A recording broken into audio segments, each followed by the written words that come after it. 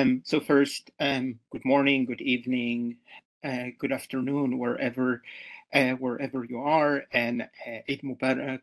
It's a real honor and pleasure to be first part of this ongoing seminar that has been always of great interest to me. It's also a great pleasure to be talking about this project that many of us on this call have been living with for the past 3-4 years. It's also, as any of you who have studied libraries know, any study of a library is an exercise in humility. It's always a good lesson of how little we know about the circulation of text, how these libraries came into being. It is even more so the case when in a context of a collaborative project where so many people brought their expertise and made this study much more complex and much more nuanced and much more layered than we, or at least I, could have imagined when I started this project as a small, really a small COVID project during the pandemic. I never thought it would become what it has become. It is in many ways very easy to talk about a project that you have been living with for so many years, but it's also, for the reasons that I'm going to discuss, it's become very, very difficult precisely because the more we know, the more complex the story has become, and the more and there are many conflicting interpretations or different interpretations of the library, and it's, as an editor, it is very hard to keep all these conflicting thoughts in a single presentation.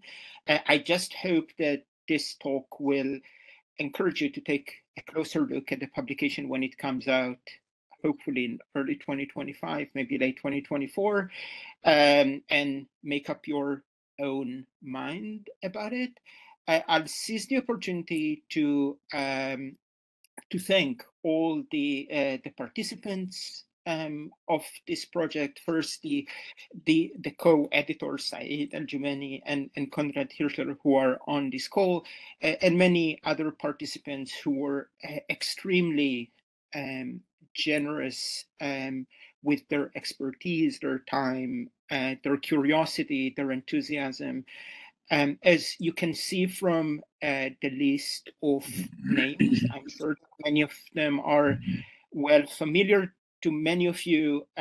When we assembled the group, we tried to bring into conversation people coming from very different disciplinary and professional backgrounds. Some are scholars who worked on libraries in West Asia in this time period. Some are Ottomanists, some are Arabists. Others studied other periods of the Islamic tradition. Some worked on other geographies or the intellectual history of other geographies like South Asia. And implicitly, the assumption was that by bringing this diverse group, we will uncover the multiple contexts that the library, the multiple context in which this library was formed, and may help us come up with a more sophisticated interpretation. It was never stated as such, but I think that was one of the outcomes of assembling this group. Again, I'm very grateful for all their hope and for all their contribution. And much of what I'm going to say draws on the insights of many of these participants, even though I will not necessarily have the opportunity to acknowledge each of these contributions by name. I will say that, as I've already alluded, there have been some disputes among participants in this group about how to read this library. I think there are some differences of opinion among the editors of this project. So what I'm going to say is basically my own reading as a contributor to this collection, but also as someone who has the benefit of the overview, just because we have read all the contributions to this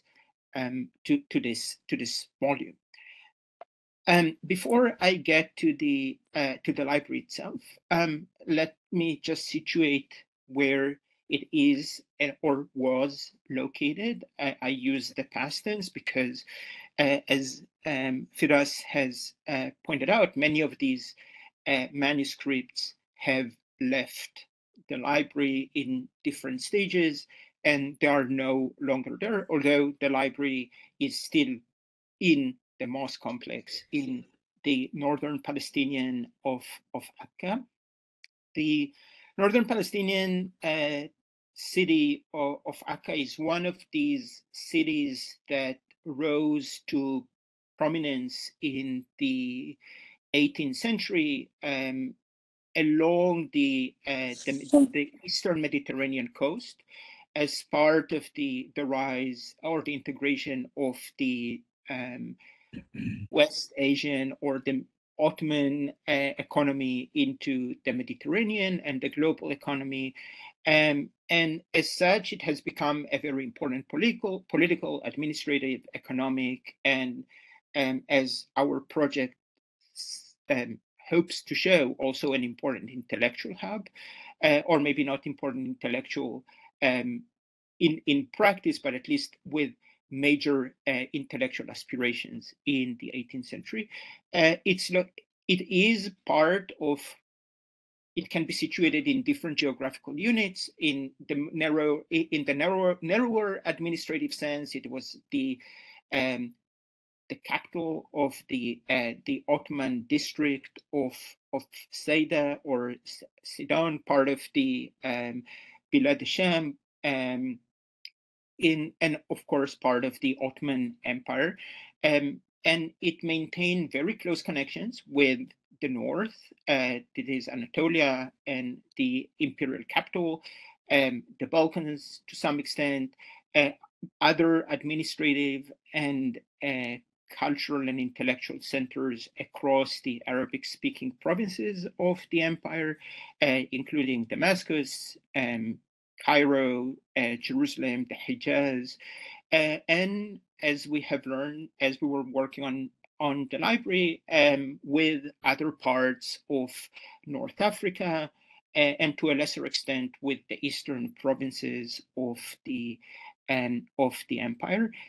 Al-Jazzar's biography, to which Firas has already alluded, sort of captures or spans this geography. I will not get into the details as he's a fairly well-known figure, but I'll just say that he was born in Bosnia, then moves to Istanbul, enters the service of several Ottoman officials, then leaves, moves to Cairo, enters the service of several officials there, including the governor. Then he is sent to Palestine to restore the Ottoman governance there. And when Tahir al-Omad is defeated in 1775, he takes over the province. He also served as the governor of Damascus for 3 or 4 tenures, during which he was also the Amir al-Hajj and led the Shami caravan to the Hijaz.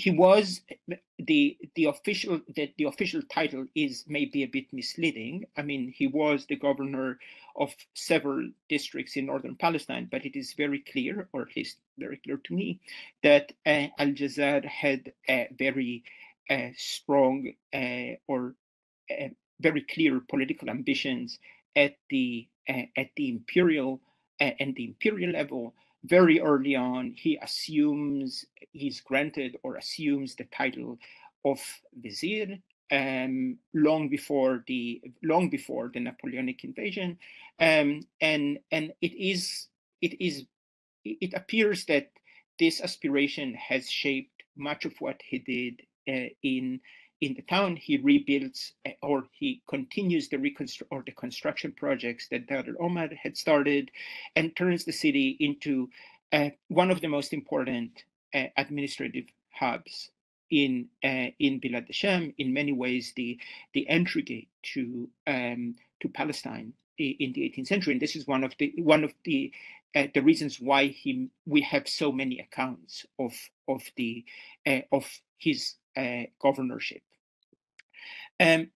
Part of the ambitions of al-Jazzar are reflected in the mosque complex he built in the city, one of the most important landmarks of the town to this day.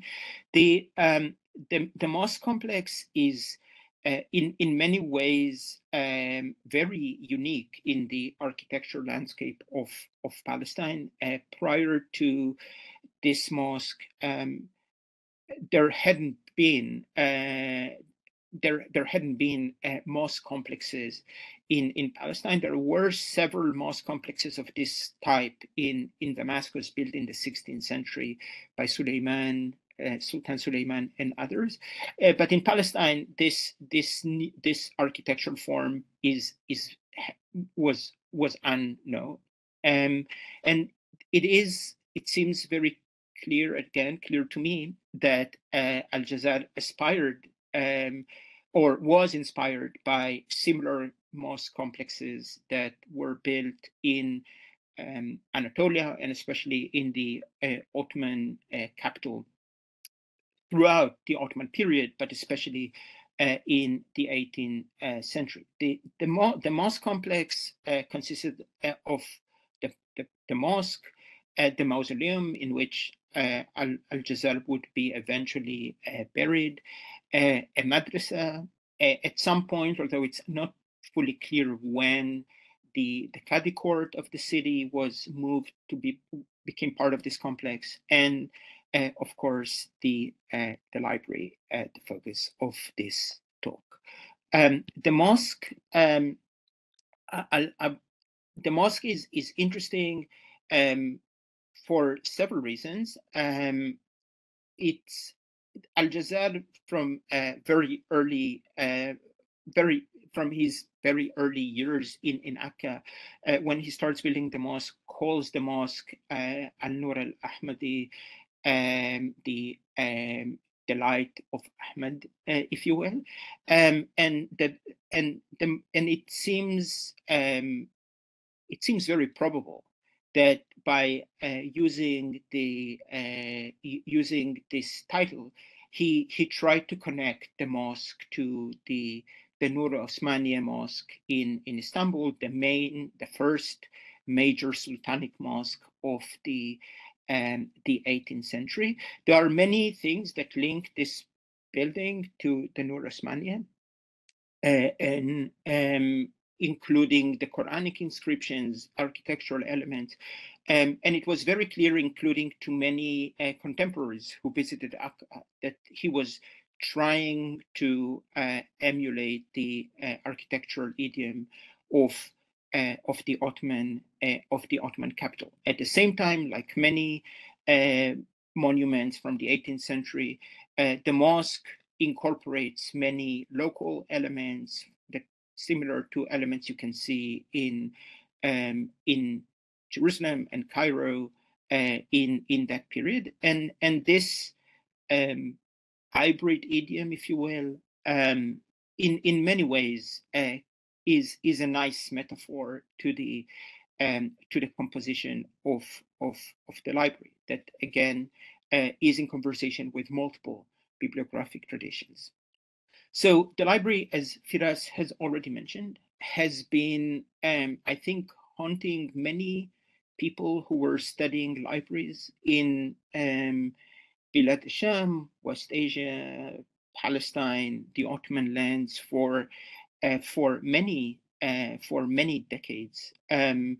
one of the reasons was that everyone, or not everyone, that many European travelers who passed through Akka from as early as the mid-1770s to the 20th century, they all mentioned the existence of an important library.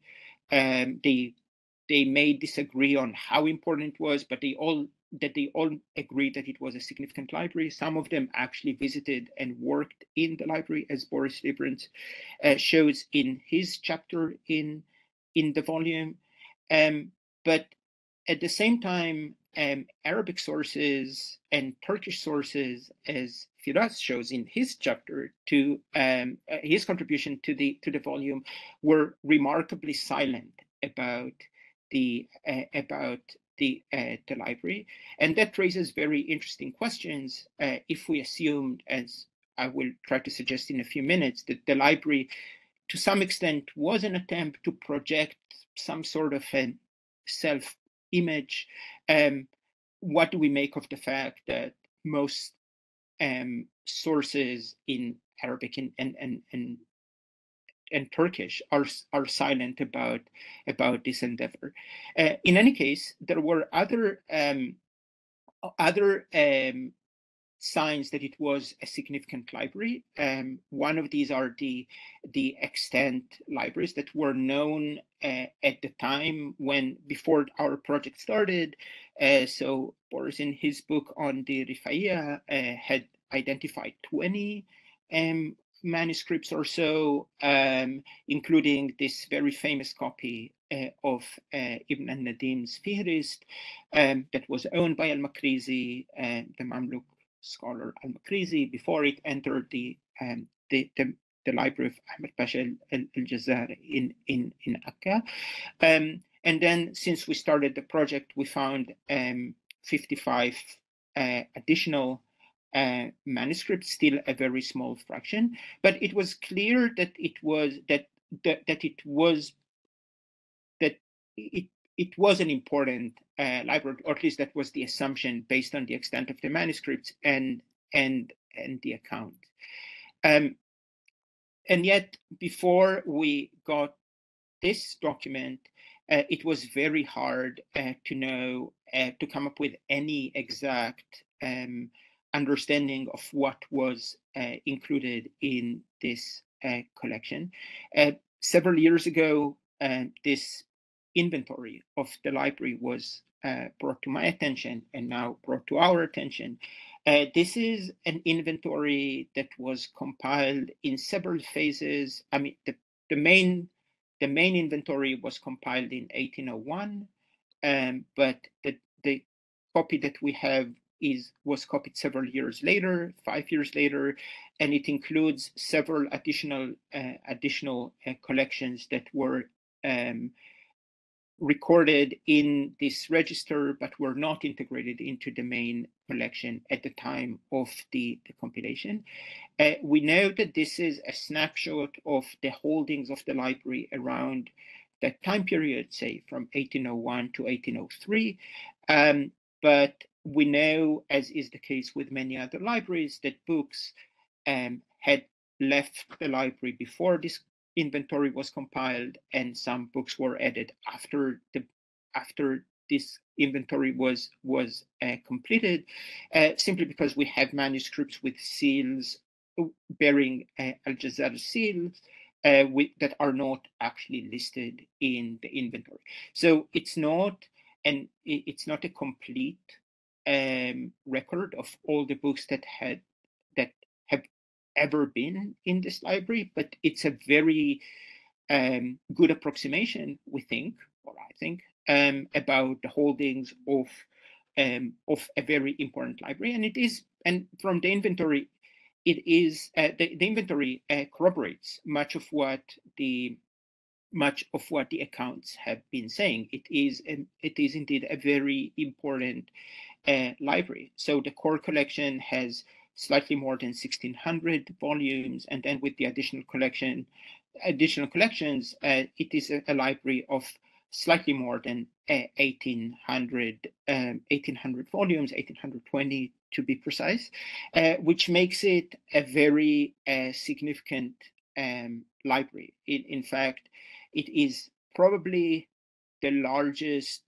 pre-19th century library in Palestine, and if we compare it to the libraries of across the empire, it is a library comparable to the libraries built by sultans like Abdul Hamid the First, and high senior and very senior officials like viziers throughout and important scholars throughout the 18th century. So it confirms that, again, those of us, myself included, who would like to see in this library project a means to project some sort of imperial ambition, I think that this confirms this, or this supports this interpretation.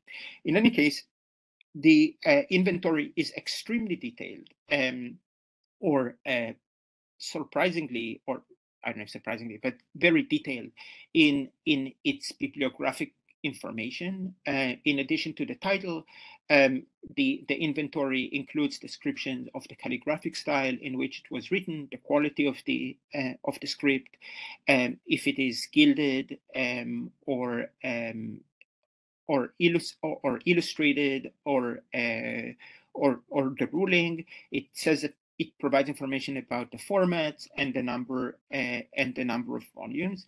And this type of description was what got me interested in this inventory when I started working on this library, before it became the project it has become. And one of the things that we are trying to do in the volume is to do justice to the bibliographic tradition and to the descriptive practices that we see in the inventory. And the second part of the volume will be devoted to the elements, to the bibliographic descriptive elements in each of these entries. Just to give you a very sense of the scope. So this is a description of what I call the core collection, the collection that is in the inventory, that is not including the three additional collections that were confiscated or taken, but were not integrated into the main collection. The figures may not be accurate, but may not be fully accurate, because it was based on the earlier counting I did several years ago. But the point is just to show you that there was an aspiration to create what may be described as an encyclopedic Islamic empire library, in the sense that the major Islamic sciences and disciplines are represented in the collection, at least aspirationally. It also the library also aspired to cover the three aspired to hold books in the three major Ottoman intellectual and bureaucratic languages: Arabic, Persian, and Turkish, although the vast majority of the titles in the collection are in Arabic, and the inventory itself is in Arabic, which was a great thing for the purpose of our project, because it's still a lingua franca of sorts, and that allowed us to bring people from other parts, working on other parts of the Islamic intellectual tradition. So that brings me to the main question of this talk, and that reflects perhaps my concern as we are debating this library while we are writing the introduction to this volume, and it's a nice opportunity to take a step back and look at what we know now. thanks again to the contribution of so many participants, how to make sense of it, and how to situate it in the broader scholarship on libraries in Palestine, Bilad al-Sham, the Ottoman lands, West Asia, and again the number of adjectives is very long. It is particularly challenging to apply any adjective when we are looking at a library that is encyclopedic in nature, encyclopedic in terms of the topics it covers. It might be much easier to attach an adjective when it's a small, well-curated collection, like the collection by Ibn Abd al-Hadi that Conrad studied, or a collection that is associated with a well-defined institution like a zawiya or a tekke. It's much more difficult to make sense of a general collection, an encyclopedic collection like al-Jazzar's. Then there are the questions of library cultures and the institutional setting and the intended audience, and I would like to focus specifically on the last two issues. So the question of library culture is an interesting question in general, but a particular concern for those working on the Ottoman period. And here we see an interesting divide between the historiography on libraries in the Ottoman speaking, in the Turkish speaking parts of the empire, mostly in Turkish, or the Turkish historiography on libraries, and the historiography on libraries in the Arabic speaking provinces of the empire. In short, it seems to me, at least, that the scholarship in Turkish is very much interested in the question of in finding an Ottoman library culture. I'll just mention a few examples, starting from the truly groundbreaking work of Ismail al-Runsal, but then later works by Berat al-Jil, one of the contributors to our to this project, and Yavuz Sezer. There is a clear interest in understanding the foundation of libraries as in general, but especially in the 18th century, as part of a story of a distinctive library culture that emerges in the core lands of the empire, especially in Istanbul, from the late 17th century through and mostly in the 18th century.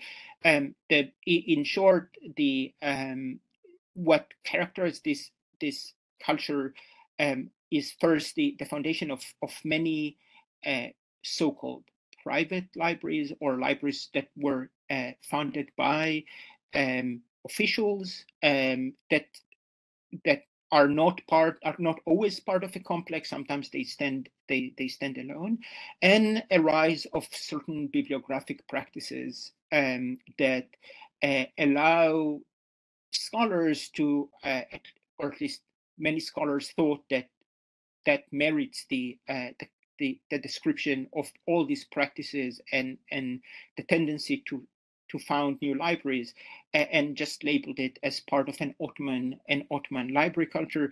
The late Yavuz Sezer, whose work has been, at least for me, an ongoing inspiration in this project, clearly, I think, has done more than any other scholar to promote this idea of a distinctive 18th century Ottoman library culture in the 18th century, at least in English. And there are many things to suggest that the Library of Al-Jazzar was indeed in many ways part of this library culture. So the inventory looks very similar to similar 18th century inventories, like this inventory from the Ragib Pasha Library in Istanbul, one of the major vizierial libraries that were established throughout the 18th century. And there are other practices like sealing, like the seal of Ahmad Pasha al-Jazzar, that is, as Boris shows in another chapter in the volume, is in clear conversation with the seals used by Ottoman officials in Istanbul and elsewhere. There are other elements that suggest that whoever made this inventory and managed this library was well informed by what was happening in Ottoman libraries and the Ottoman or the Rumi bibliographic tradition in the 18th century. At the same time, when we move beyond these bibliographic practices and we look at the content, it gets much more complicated. There are many things in the collection that seem a bit strange if we look at this from the holdings or what we would expect from an Ottoman library. An interesting example, for instance, the section dealing with theology or kalam has very little Maturidi works, as Hadel Jarada shows in her chapter, and there are many more North African theological works in the Sanusi tradition. And that's something that may be a bit striking, and it raises interesting questions to how far can we go with this label of Ottoman library and of an Ottoman library, and how useful it is when we look at the content of each section. The other question that has steered some debate among the participants is what to make of the institutional setting of this library. So the library, as I mentioned, is part of the mosque complex, possibly associated with the madrasa, the waqfiyah or the endowment statement that we find on manuscripts, and there are several variations of them, but they mention explicitly the pursuit of knowledge, but that's not always clear if the assumption if that pursuit happens in a madrasa setting. But some sections suggest that the library was indeed intended, or at least some contributors think that their section suggests that that some of the library collections were intended to serve the pedagogical needs of the library, although there are many things in this library that doesn't fit a narrow this interpretation of the library as a narrow pedagogical collection. For instance, the history of the sections on poetry and history studied by Khalil Sawan and Vanna Sajdi actually make the case that the collections there suggest that al-Jazzar used this library to build or to promote his interest as an important governor, and that they reflect his self-perception as almost as a messianic vizier, or as a messianic figure in the Ottoman context, and shows his political aspirations. Obviously, these interpretations are not necessarily mutually exclusive at the level of the library, and some collections may be intended for pedagogical purposes, and others were intended for other purposes, like projecting a political self image. But I think that these are important questions because they raise interesting questions about how to strike a balance between informed curatorial decisions and the serendipitous nature of the collection of or the formation of libraries that came up and became a major issue when it came to the interpretation of the existence of Shi'i titles in the collection, or titles written by Shi'i authors, although it's not always clear that they were necessarily labeled as Shi'i works when they entered the collection. But so there are different interpretations. It's unclear if they were that shows al-Jazzar's interest in an important madhab in the district, in this district of Sidon, or in Bilad Sham, or it was just a matter of they found that someone found the manuscripts and they became part of the collection. And these debates we find in different forms and different to different degrees throughout the volume, and I hope you and I hope this would encourage you to take a closer look and make up your own opinion. But so by a way of conclusion, I would like to return to the repeated and perhaps inadequate adjectives such as Palestinian, Ottoman, Islamic, West Asia that I've used quite frequently to describe and to make sense of the library of Ahmad Pasha al-Jazzar. I think that after several decades of study and numerous case studies, it seems fair to say that it is quite difficult to apply any of these adjectives without qualifications. However, each of these adjectives, I think, is an attempt to situate a library, not necessarily al-Jazzar's, but any library in a narrative about Palestine, about the Ottoman Empire, about the Islamic tradition and Islamic scholarship more generally. So throughout the volume, most contributors have avoided the use of any of these adjectives, probably because many of them sense that it was impossible to use them without getting into a scholastic conversation or an ongoing elaboration, or without qualifications. And I think that in general, it also reflects the tendency among scholars who studied libraries in the Arabic-speaking parts of the empire in the Ottoman period, not to label or not to situate the libraries they studied within a grand narrative, but the assumption was that we will look at many collections and hopefully eventually a narrative would emerge. And here there is a clear distinction between the way that this group of scholars, including many who are on this call, differ from the way that the Turkish scholars approach the rise of or approach the library, the Ottoman library culture.